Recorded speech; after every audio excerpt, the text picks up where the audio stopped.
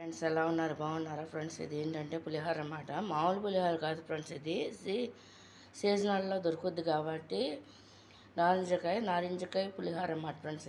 దీనికి కావాల్సిన పదార్థాలు ఏంటంటే, ముందుగా రైస్ వండేసుకుని ఒక గ్లాసున్నర, అంటే మేము గ్లాసున్నర వేసామన్నమాట ఫ్రెండ్స్. ఒక గ్లాసు సరిపోద్ది.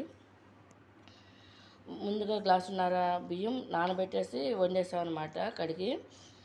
ఆ తర్వాత రైస్ ఆరబెట్టేసి దీనికి కావాల్సిన తాలింపు వేసేసుకున్నాం అనమాట ఫ్రెండ్స్. ఇది ఏంటంటే దీనికి పల్లిపప్పు, ఆవాలు, జీలకర్ర, కరివేపాకు, కొత్తిమీర, ఎండుమిరగాయలు, పచ్చిమిరకాయలు, మళ్ళీ ఏమో శనగబద్దలు, మినపబద్దలు అన్నీ కలిపి తాలింపు వేసేసామన్నమాట. అది మరుగుతున్న ఆయిల్లో, సరిపడా ఆయిల్లో అనమాట.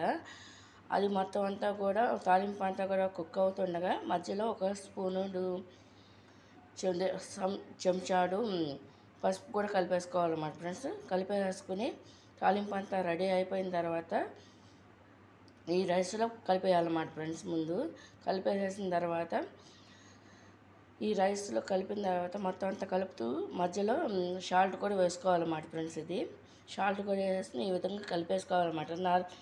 కలిపేసుకుని నారింజకాయ ఒక కాయ మీడియం సైజ్ కాయ కట్ చేసేసుకుని దాంట్లో ఒక చెక్కతో పిండేసి రసం కలిపేసాను అనమాట ఫ్రెండ్స్. ఇది చూడండి, అంటే 2 గ్లాసులు అయితే ఫుల్ కాయ పడుతుంది అనమాట. కానీ ఏంటంటే నేను మీడియం సైజ్ కాయ కాబట్టి ఒక చెక్క మాత్రమే కలిపాను అన్నమాట. నారింజకాయ ముక్క కలిపేసి ఈ విధంగా రైస్ చేశాను అన్నమాట ఫ్రెండ్స్. చూడండి, నారింజకాయ రైస్ ఇది సీజన్లోనే వస్తుంది కాబట్టి చేస్తామన్నమాట ఫ్రెండ్స్. ఇది కాబట్టి ఫ్రెండ్స్, నేను వర్క్ చేయట్లేదు కదా, మగ్గం వర్క్. వాళ్ళు చేసినప్పుడు మాత్రమే పెడతాను. ఈలోపు ఏదన్నా ఉంటే వీడియో తీసి పెట్టని ఏమన్నా ఉంటే అప్లోడ్ పెడతా ఉంటాను అన్నమాట ఫ్రెండ్స్. ఇది చూడండి, ఇది కనుక నచ్చినట్టయితే లైక్ చేయండి, షేర్ చేయండి, సబ్స్క్రైబ్ చేయండి ఫ్రెండ్స్. అంటే చేసినప్పుడల్లా పెడతాను వర్క్కి.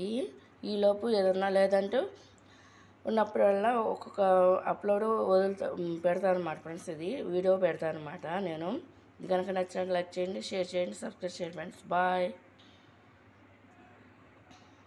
నారింజకాయ పులిహోర అన్నమాట. సీజనల్లో దొరుకుద్ది కాబట్టి సీజనల్ది రెసిపీ.